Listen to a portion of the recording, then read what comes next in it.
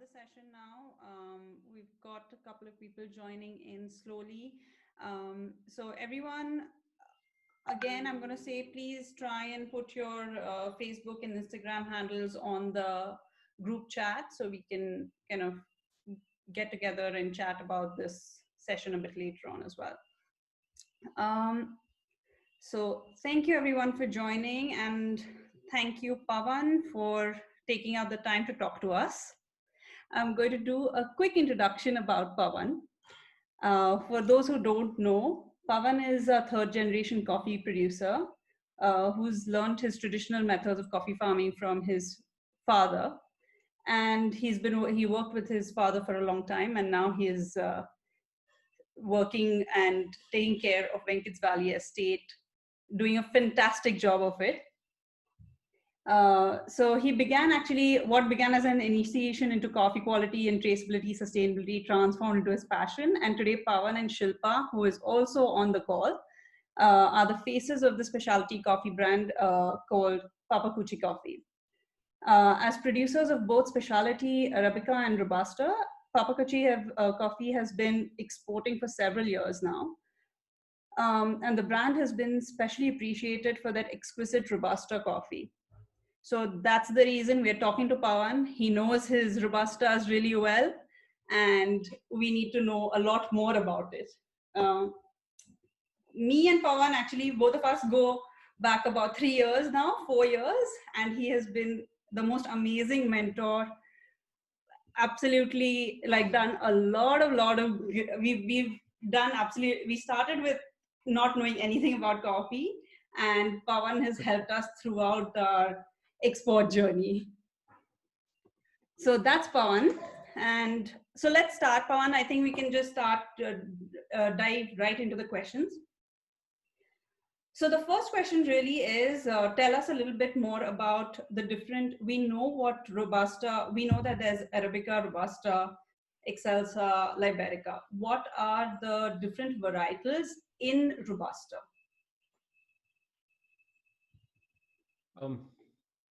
Primarily, I'm going to talk about my farm where I've got two varieties of coffees, which is Robusta Congencies and the Robusta, the Peridinias.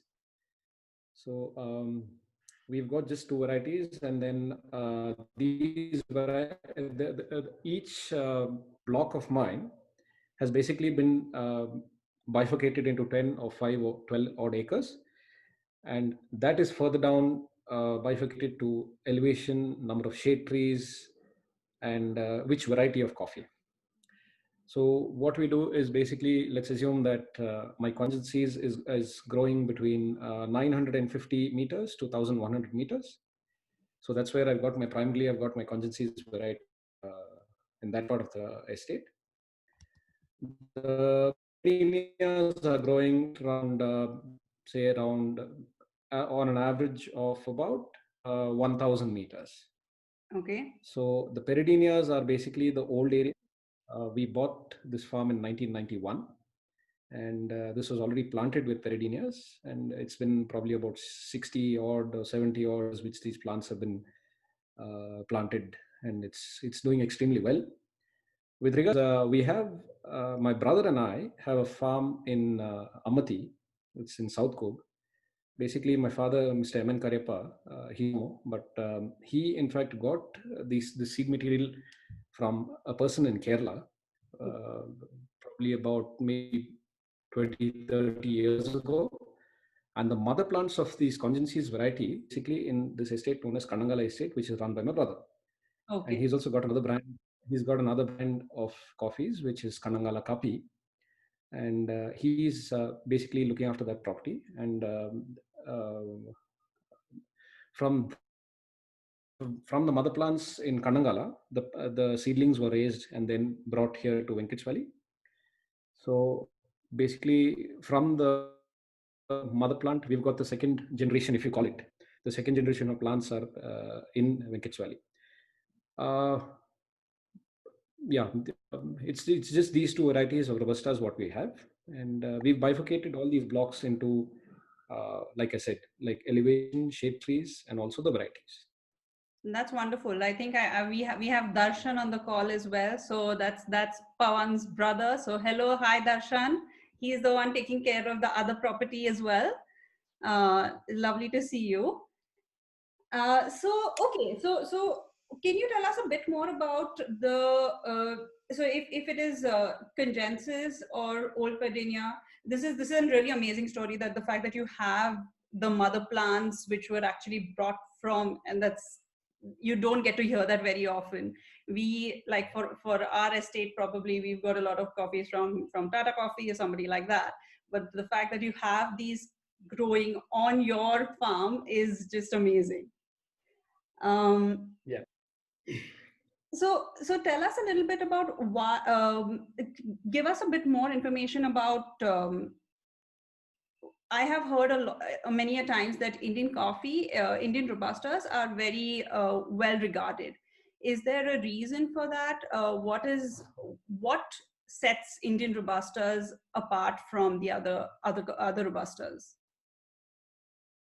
Komal, one thing what I need to stress on at this point of time is we Indian growers as producers, we take care of our robustas as anybody else like who's doing arabicas. We take Okay. great care in producing the fruits Yeah. from varietal to processing to keeping a little bit of quality in mind. Yeah. There is to a lot of roasters with a lot of roasters saying that robustas are not as good as arabicas. Yeah. So it's basically that how we are able to kind of grow this variety, market it, or right from our cultural practices, how we are able to kind of get this plant going.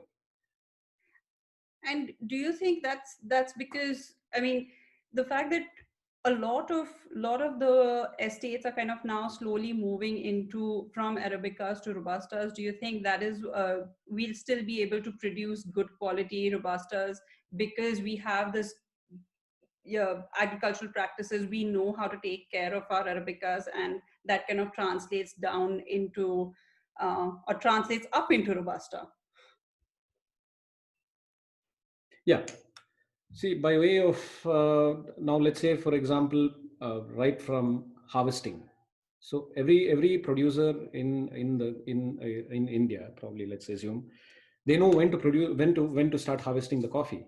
You don't need a bricksmith kind of keep you informed about what's the sugar levels and etc., because lot of growers have been selling their coffee, Mr. Nafis said, to ABC, to exporters all over the country. Yeah. So primarily, if something like something which is unique to your farm, Yeah. you would rather start doing the processing, pay a little more processing. Okay. Yeah, fair enough. Now, this question has come up quite a few times in my conversations with a lot of people when we say we do Arabica and Robusta. Is there a difference? Why is it that Robusta is considered as an inferior coffee to Arabica? I mean, everyone wants to be, oh, we're only doing 100% Arabica. Why is that so? Okay, let me tell you a story which happened. I traveled to World of Coffee in Dublin. Okay. I think this was in 2013 or 2014, not sure when. We were seven grower exporters who traveled to Dublin, and Mrs. Sonalini Menon, who's the coffee guru of India, was present, and she did a cupping exercise, and the who's who of the coffee community was there. Okay.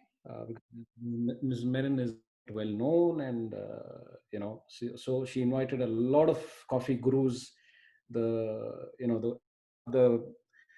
basically the who's who of coffee was there in the Indian, and they we did a session of seven, which included other my other grower friends and mine as well. So once the cupping was done, then there was a fun exercise which was carried out. One monsoon, and I think another washed Arabica, and my washed Robustas were present B, and C. Okay. And the cupping, and out of the 15, probably 12 or 13 of them thought Robustas was the Monsoon Malabar. Okay. Out of the 15, only 2 could actually guess it was the Robustas. So it basically depends on how you are able to process the Robustas. Wet mill, you right from, like I said, right from harvesting to wet milling, and then drying it, curing it, packing it, and finally shipping it out. Yeah. So Finally, it depends on how you're able to process your coffees, how you're able to give the roasters end ability if they want, single origin, those things. So it doesn't really necessarily mean that Arabicas and Robustas, there is a division. Yes, I completely agree with you, because there's always been a division. When we travel to uh, Prague, my wife Shilpa had gone to one of these coffee stalls. It's basically a coffee shop based in Prague. And the moment person saw us, he said, "I'm sorry, if you're trying to pitch in to sell your coffees, we don't do Indian coffees." So it purely depends on the roasters liking, yeah, yeah. be it Arabica. I mean that happens to me all the time. When we go to talk to roasters in the UK, we've had so many times we've had this kind of a conversation. We'd first start with, India does good arabicas, we do good robustas, and it's kind of, it's still an uphill struggle, but I think we are slowly going. It's slowly make. The word is it's slowly Changing getting better. changing the perception of business, I suppose. So I think it's going to be good, because look, with this story itself, you can totally tell that, a lot of people, if it's a great robusta, there is a market for it. Like, for example, I think it's in I forget the name of the coffee shop. It's Black Sheep Coffee, and the other day they had a single origin Karnataka based robusta on their filter, or as their main coffee. I was shocked. Oh, I didn't know. Yeah, and this is a pretty decently big chain in the UK, and they go through quite a bit of coffee. And the fact that they wanted to show the story and kind of put the coffee out there, it was and kind of showcase that it's robusta and it's not a blend or anything, and put it right in the forefront. It's a great thing for, I think, Indian robustas, that the specialty Indian robustas, for that matter. Um, so okay, so I think we've gotten Aditi asked this question about the inferior quality and things like that. So I think, Aditi, here's your answer, that there is, if you get a good robusta, you can't really tell the difference. my um, wife always tries and plays this joke on a lot of my roaster friends. yeah, We had a roaster who buys our coffee in Korea, and he happened to come home, and then he said, "Can I have a cup of coffee?" I said, "I have my cup of coffee with milk and sugar. You yeah, just want to have it like that." And then he said, "I would like an americano." So my Shilpa, an americano with the roast of robusta. It was basically a robusta natural. And again, like I said, I mean, they just couldn't. It's done in such a way. The processing is done in such a way that they're not able to figure out if it's Arabica or Robusta. The harshness of the cup is definitely brought down with how we process the coffee. absolutely. I think so. Akshay Vaidyanathan, he is just saying that, for that matter, Excelsa, because he's just drinking our Excelsa, and he says that you cannot I tell heard of that. it's not an Arabic, it's not 100% super clean Arabica. So guys, we are here to change the game of the other coffees, and I think we're Pawan is leading the way over here. So I think the next Just question. try to make a deal on the specialty. Yeah, go ahead, go ahead. Yeah. So I think our next question here is like, how do you decide, how did you decide? So I think after this cupping session, I believe you would have kind of felt there is a market here, and decided to explore the specialty robusta market. Yeah, just tell us a little bit about what consists of a specialty robusta. Is there and there are a lot of these terms like robusta capi royale. What does it mean? See, Robusta Coffee Royal is basically a grade of coffee. It's, I think, if I'm not mistaken, screen size 19 or 18. Yeah, it's 19. So, Yeah, yeah, 19. So, it's yeah. the screen size. That's, you have RKR, or known as Screen size AAA. 17. Okay. Sorry? It's 17. screen size. Coffee Oh, Royal. okay. RKR, okay. I thought it was 19. Yeah, on Coffee Board's website, it says it's 19. Sorry, it is 17. Okay. Okay. Okay. So Okay. that is basically 17, screen size 17, basically a double A, that means, right? Yeah, that's double A. So is that the Yeah. only difference? Like, so with when people say we want a Robusta Coffee Royal, is it just that they want a double A size bean? Yeah, exactly. So basically they specify size of the the screen they want. It can be 17, 16, 18.5, or whatever. It's basically known as double A, A, B, and P berry. And then Yeah. it goes down to C and EDB. Yeah, they just specify what, and then we do the curing accordingly, and then pack it in. Yeah. And Pan, again, like give me a little bit more about what makes it a specialty robusta. Like, for example, if I am making it's just a regular what is the difference between commercial grade robusta and specialty robusta? See, like I said, right from your harvesting of coffee, like for example, over here we do probably 2 rounds of harvesting, because we would like to get maximum amount of washed Yeah. for to prepare honeys, or to prepare our robusta naturals, what we normally prepare. So you would like to twice, because we start harvesting say around 15th of post 15th of January. Between 15th and 20th is when we start a robusta harvest. So we do something known as 2 rounds of picking. Okay.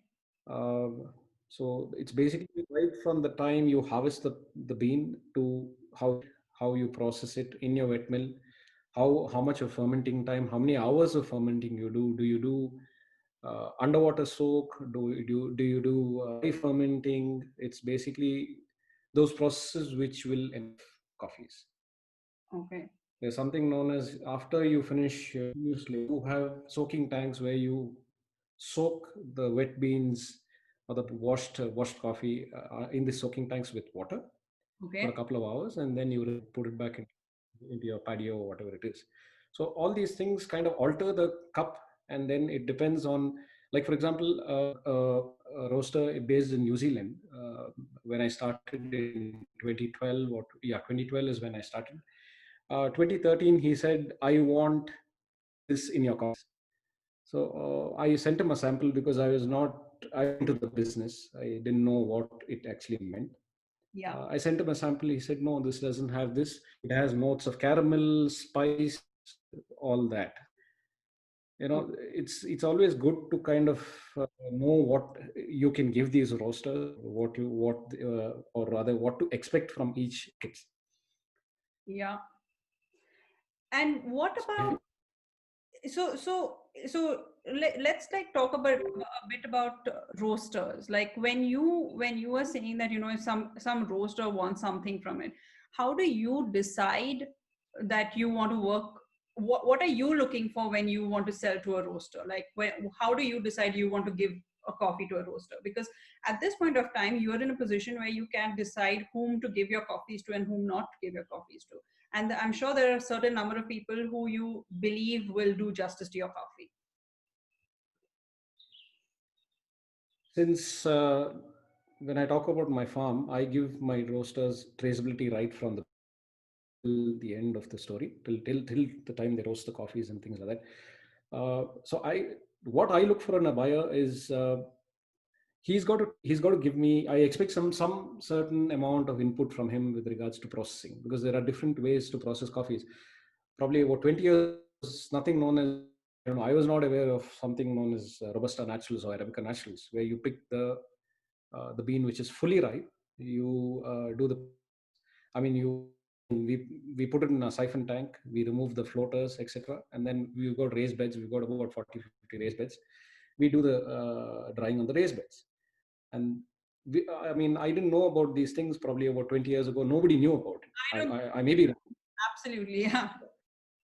Yeah. So this was actually told to me from a roaster who, I kind of things like that. We become friends over the couple of years. Yeah. But there are certain things which I look for. Let's say one is be a little more transparent. He needs to kind of figure out what you can expect from my estate, from your estate, from somebody else's estate. Yeah. Each estate, the coffee is totally different. It's not going to be very, very similar. Yeah. Yeah. So these are the things which I press on with my. That's a very interesting point you come up with, saying that, because I know we both get asked this question, saying that, oh, how can you sell coffees together? But sometimes what happens is your cup profile is completely different to what we are doing, and it's a really different and it's nice to have a lovely set of coffees which work separately and still have these different notes. So your coffee is a really balanced, amazing. For example, I'm talking about your Robusta itself. It's just amazing. And our Robustas are a bit more different. We don't have the same processing technique as you, so they are different. So that makes an entire, even though they are from the similar region, but still our terroir is still very, very different from each other's, and that makes our coffees different. Our processing techniques make our coffees different. So yeah, so if just because it's not all Indian coffees are the same, they have completely different notes. So if you try Papa Kuchi's coffee sitting next to somebody else's coffee, there'll be two different cups of coffees that you're drinking. I'm sure Akshay or a lot of the other roasters on this group will vouch for that as well. So moving on, I think can you tell us a little bit about what is Robusta grading and cupping similar to that of Arabica, or is it different? What is so what are people looking for when they're drinking or essentially grading and cupping these coffees? Of the coffees are very, very similar between Arabicas and Robustas. Cupping is like I said, it's totally different because Arabicas, probably the variety 795 is very high with, whereas my own coffees, my Peridinias and my Congencies, I've got two very, very it's basically poles apart. Right. Both the coffees are processed the same way. It's been treated the same way. It's almost grown at similar altitude is what I can say. My Peridinias basically are my roaster, my buyers, they say the coffee's got a hint of caramel and a little bit of, what do you say? What's the word I'm looking for? Citrus and caramel. It's got little, yeah, citrus, yeah, little orangey caramel, and it's got a hint of spice. This is what they say. I don't know where the spice thing fits in, but my Congencies has got a cup profile of, say, it's this milk pudding. I don't know. I mean, I don't know if anybody's had milk pudding. So basically tastes like milk pudding. So yeah, I don't know. This is what my roasters got to say about these coffees. Yeah, my roasters. Yeah. Well, that sounds super, super delicious. We need to try those milk pudding tasting coffee. So tell us a little bit more about, so you spoke about the different types of processing. I want to know, because we are all at the moment, everybody, all the estate farms, all the coffee farms are trying to do different experimental processes and doing all sorts of things with their coffee. You've been in the business too long and you've already done most of these things. So we want to know what are these experimental things you did with your coffee? Which ones worked? Which ones were a big disaster? Yeah. The disasters is what I will talk about. We had a gang of 7 roasters who visited us again, maybe 2013, I think. And I didn't know how to process honeys. To be very honest with everybody, I didn't know how to process honeys because, I mean, it was very new. I mean, my workers were like, "Aren't we going to wash these coffees?" They were, and I was like, "No, no, we just ferment it and then we dry it on our beds." And they were like, "Oh, okay." So the next day, I mean, we did the processing. We pulped it, and then we fermented it for a few hours, and then it was put in the raised beds. And it so happened that everything was all hunky dory, all that was going great. And then when the cupping was going to start, we realized that the coffees, that one batch of honeys which we did, were bleached. And it was my ignorance. I didn't see the coffees which was bleached, and then we had to take it away. And then one of the roasters, in fact, said, "No, no, no, we would like to cup this because we've been cupping all coffee, so we need to figure out how a bleached coffee will taste." And that was quite embarrassing for me at the beginning. But yeah, after that, I then we've definitely done honeys. We've sold you some honeys. So Fantastic honeys. I mean, we are sold out. People are asking for more. We did yeah. so yeah. And I remember you telling me another story which I'm going to ask you to tell on this was the milk fermentation thing. Tell us a bit about that. Okay, there's okay. We did a small milk fermenting. Basically, we did with milk and we did with ice. So we picked about 500 kilos equivalent of fruit for both trials. We did one 500 kilos. We pulped it. We put it in our fermentation tanks, and then both was pulped at the same time. One was loaded with ice. Basically, it was ice cubes. And one thing was done. The coffees was basically the tank was covered with ice cubes. That was fine. It was an extremely clean wash. I think. I mean, anyway. So that was okay. The milk, we added a liter of milk to 500 kilos of coffee, and trust me, the next day you wouldn't want to be anywhere close to the close to the wet mill because the whole place was stinking. It was bad. I mean, I got to give it to my workers who, in fact, did the wet milling and processed it, and it was fine. But it was just that the stench was unbearable. It was unbearable. So I mean, yeah, these two are the only processes which we tried, and then the honeys, which was a disaster back then. But Well, now we've got. yeah, you've aced the honeys game at this point of time. Yeah. That's yeah. So I think for all the estates out there who are trying to do different experiments, it's absolutely fine to do lots of different experiments. But I think I said this in my earlier conversation as well. Like, try and keep them as small amounts, see what happens, and then scale it up.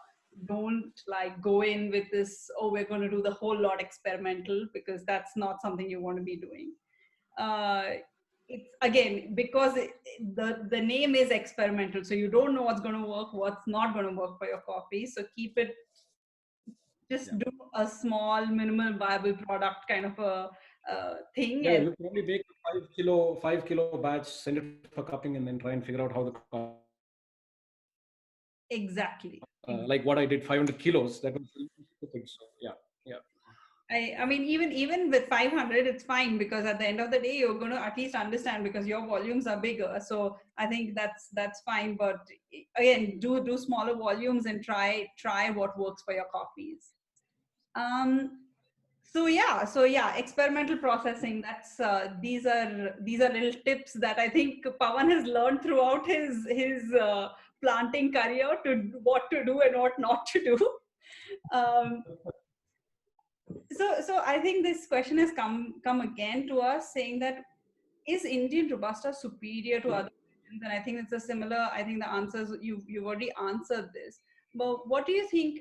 Who else in the Robusta game is getting better coffees? I know that Brazil. The other day, I read a big article about Brazil ramping up their production in Robusta. Is that something we need to be worried about? What is it that we need to look out for? I primarily feel why, I mean, you can't put a finger on which origin is good, which origin is bad, or it's basically like I keep stressing. If you're able to get the maximum out of your coffee by way of quality, I think any region can excel any which way. I mean, like I said earlier, we process our Arabicas and Robustas the same way, because we don't say, oh yeah, the Robusta price is low, so let's not take care of the coffees. We can do what we want. Right. That's not the way the growers are handling our coffees. I can say that. I'm very, very sure that the growers are taking care of their coffees, be it Arabica or Robustas. Yeah. To origins, I think the biggest origin which grows Robustas are Vietnam at the moment. They do. Vietnam has got, I think, Brazil's got a certain amount, little bit of. I mean, compared to the Arabicas, Robustas are less. Then, then followed by probably, I think India is fifth or sixth in the Robusta Yeah. by way of volume. I think, I'm not sure.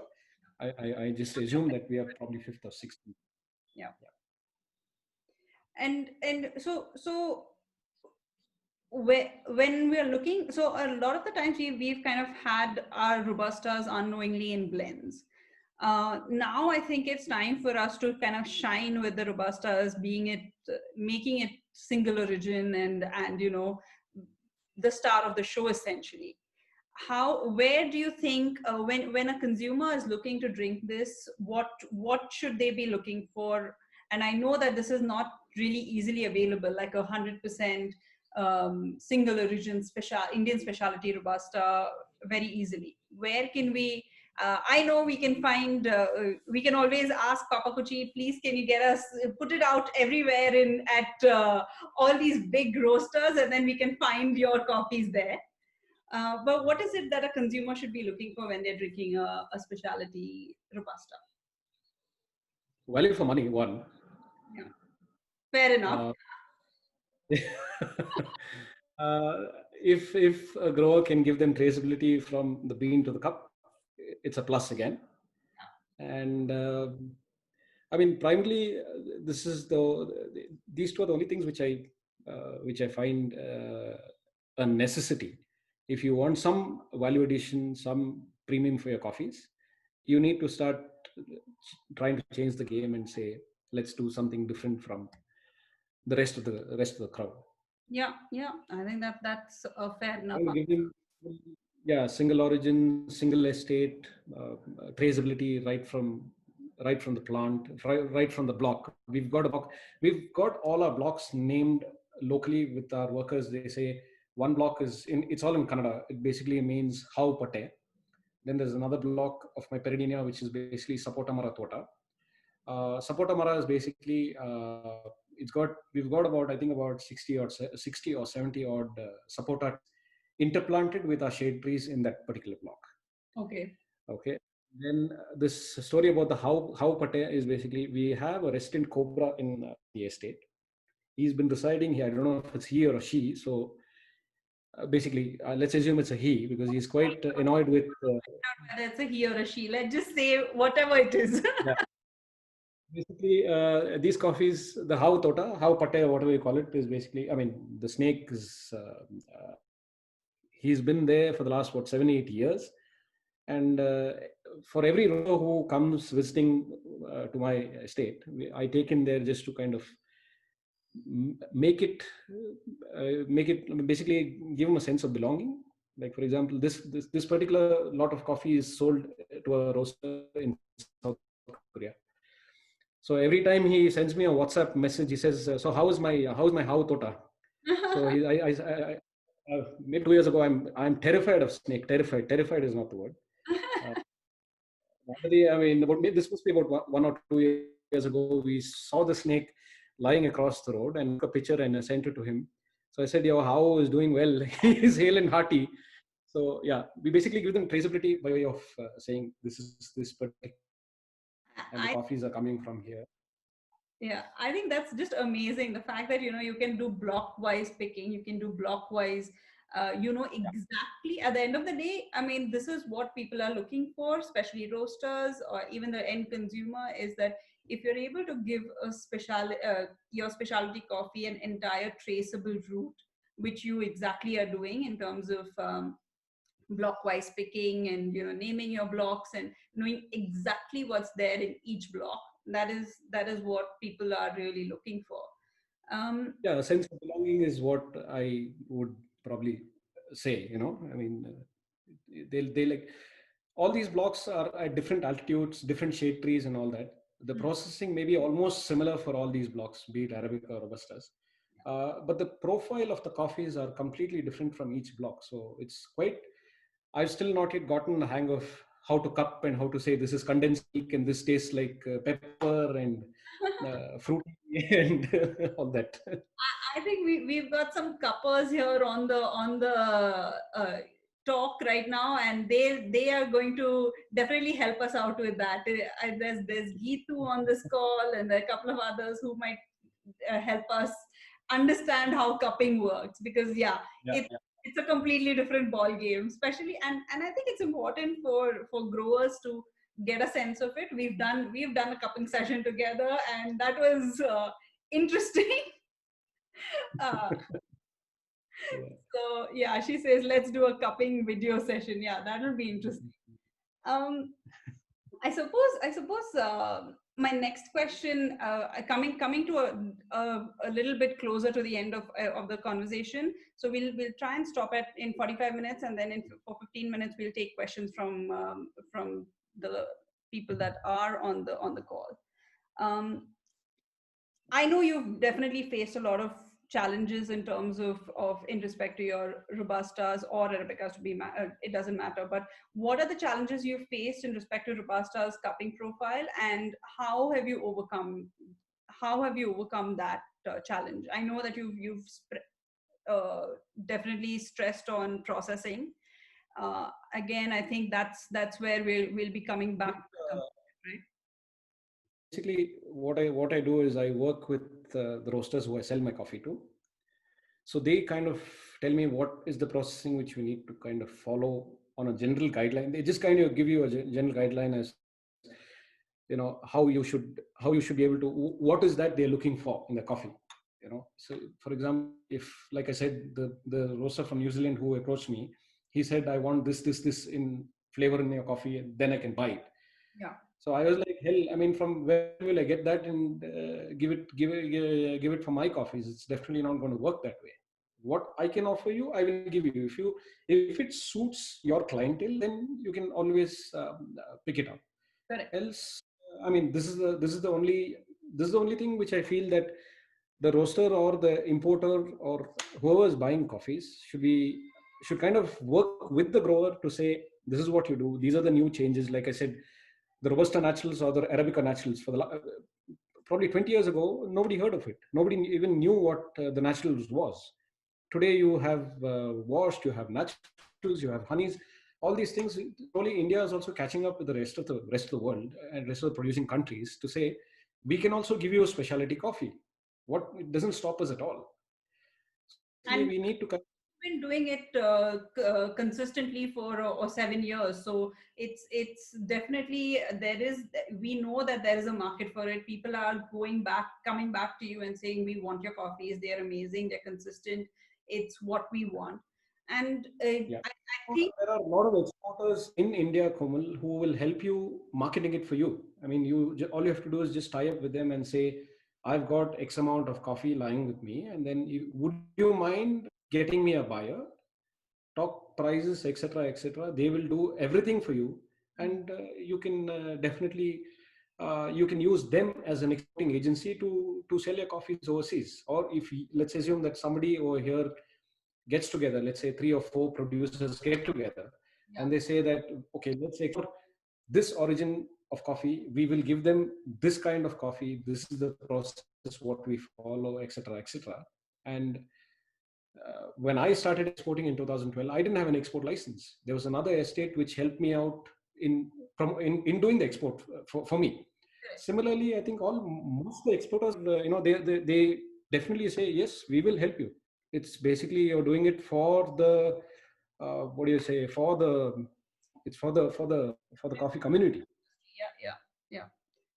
And I think that, and like I said, like in my introduction, it was amazing because when we met, it was the amount of support you gave us in terms of doing the entire setup, because we had absolutely no clue. Like we had no information about how to do this, and it was only and only all the information that Pawan gave us that we could have done even our first export at all. And then we kind of and even now we're always learning, and he says don't do this and do this and don't do that and he's always yelling, saying that you're crazy, you can't be doing this. But yeah, that's a different story altogether.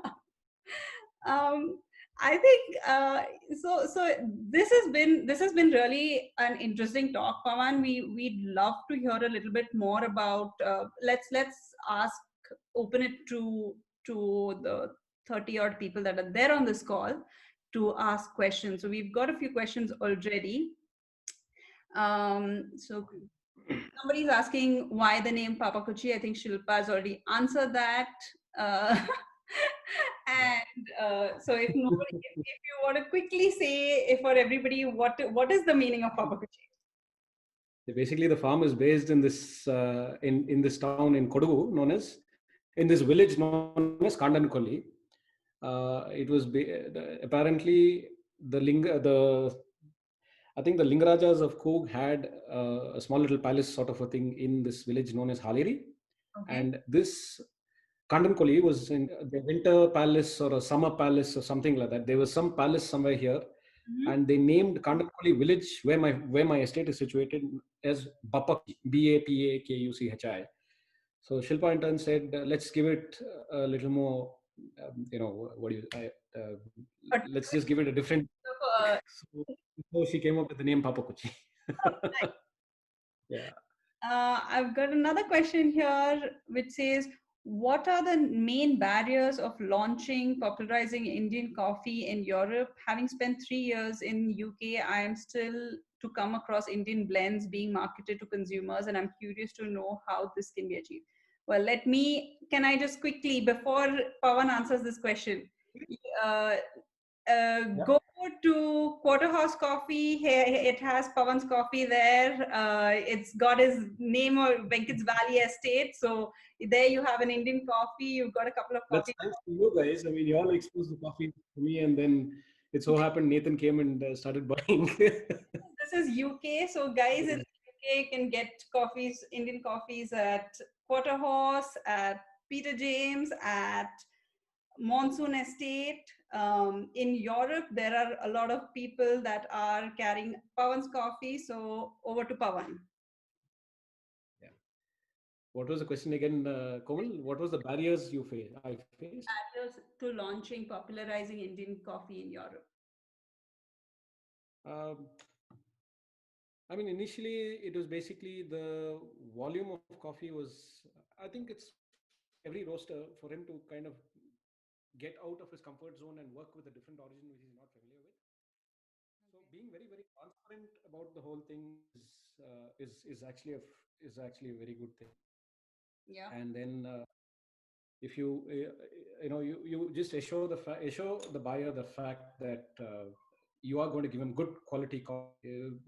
A lot of times there are a lot of intricacies wherein they send a sample and the sample is different, and then there's a lot of emails exchanged, etc., etc. Don't give that an option at all. I mean, I don't do it. I say, if you want this coffee, you take it. Otherwise, I don't have anything else. This is the only coffee I have. So Correct. Yeah. Correct. Yeah, I mean, that's fair enough. And I think the other barrier to entry, I mean, there are certain barriers. It is, again, because Europe has so many options. It's almost like a menu card out there where you have all these different origins, and India is not very well represented over there, which we need to which Pawan is doing a great job of. We're all like trying to push quality Indian coffee out there, and it's happening slowly. In certainly a lot of blends where people are not showcasing traceability, there is a large amount of Indian coffee being used over there. But now I think over the last couple of years, it's slowly changing, and we are seeing that India is going on the map where you can slowly see Indian coffees on the uh, on the menus itself. Um, Yeah, absolutely. Yeah. so I think our next question, there's a question from Kalyan saying, what is the scale of measure, any score by any of the roasters for your Indian Robustas? How do you measure and promote if there is no score? That's a good question, Kalyan. Yeah. There's the SCA, or Special Coffee Association of America, SCAA, which is now merged with SCAE also, I think. SCA has got it's got a cupping scale wherein it's 0 to 60 is this, 60 to 70 is this, 70 to 80 is this. Anything above 80, 84 is specialty coffee. It's the same for Arabicas as well as Robustas. Okay. And also, I think the other way, the score, there is a so ideally with specialty coffee, Kalyan, I think Pawan as well, and it's me, we try and make sure that the coffees are scored, and we have the scores. If a roaster asks for the scores, we're more than happy to share that. If people are not, if somebody is giving you Indian Robustas or whatever it is, they're not giving you a score, you can always send it to a Q scorer and ask them for the coffee score, provided sorry Q, it's a R scorer for Robusta. So you can send it to him, because they have to be trained and licensed for Robusta cupping, not for Arabica cupping. So some of them But are. most of the time, the roasters themselves are either Q graders or R graders or whatever it is. So Exactly. they're quite knowledgeable that way as well. And then they exactly know what to expect or what they actually want. Probably their clients, what they want in a coffee. Said it could be caramel, hint of spice, lemons, oranges, whatever. So Yeah, yeah. Lemons and oranges. That's the interesting one. Uh, Animesh says, how important are the Robusta varietals when a roaster looks to buy Robusta coffee?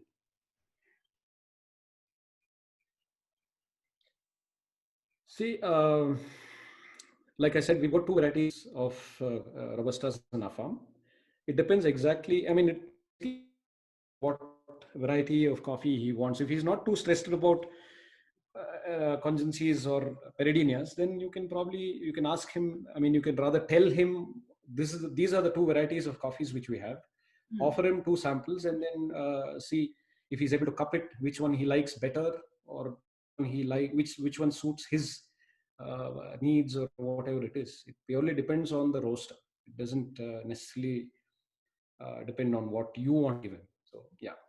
Yeah, and it really depends on the way the roaster is going to roast the coffee, whether it's going to be in a blend, whether it's going to be a single origin, what they're going to, and what is the percentage of the blend. So there are so many other different things at play, that when it's the roaster's prerogative on how they use the coffee, really.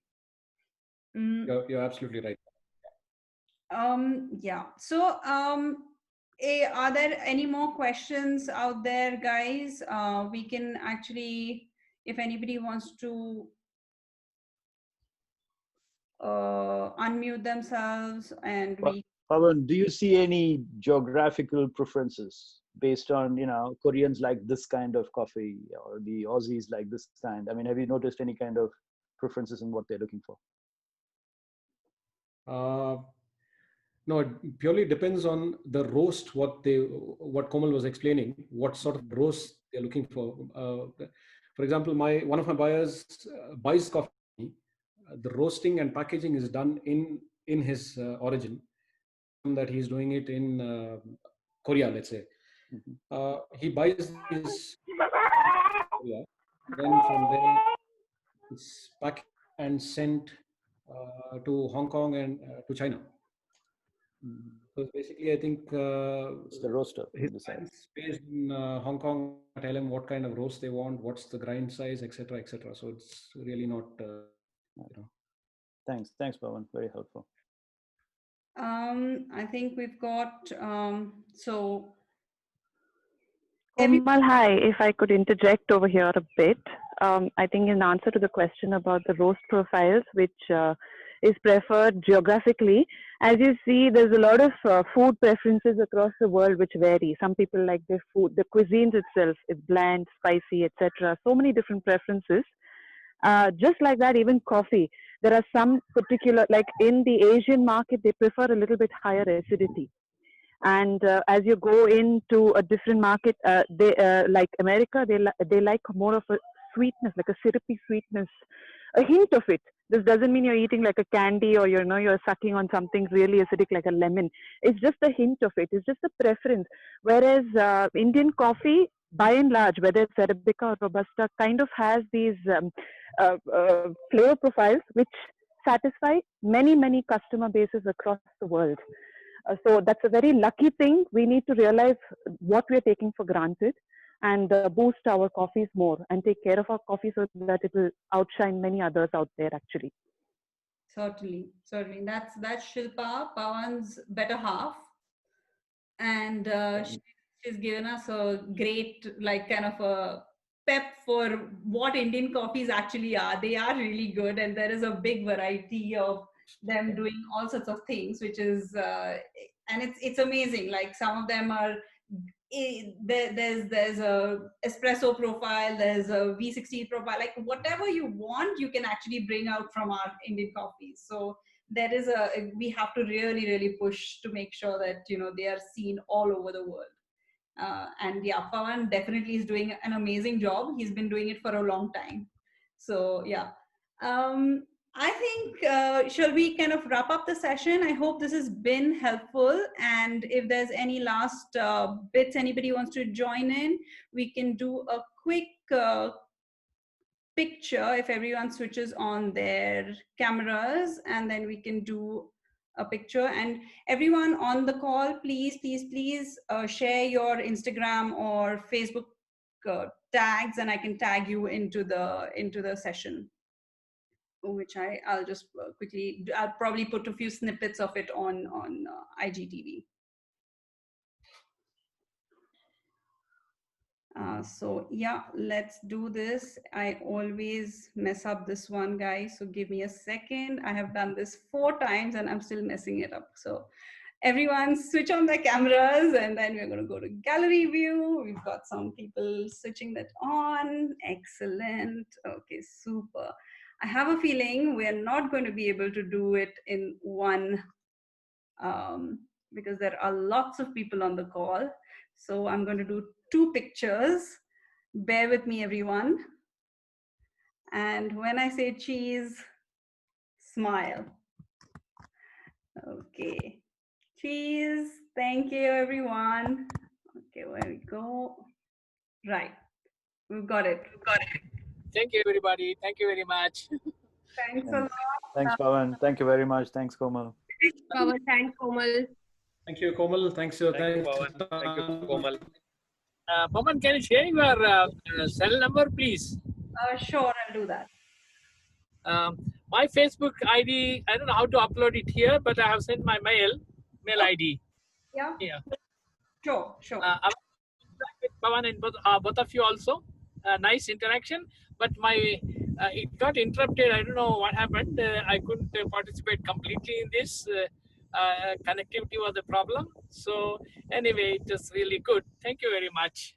Thank you, Nafees. We'll definitely share it on IGTV, so you'll be able to get to hear at least the snippets. It's a long conversation, so I'll put a few bits of it on it. Okay, thank you. Thank you, Pawan. Thank you. Thank you very much. I will meet you. You had the time to do this for us, and it was supremely informative. Thank you once again. Thank you, everybody. Yes. Bye-bye. Bye-bye.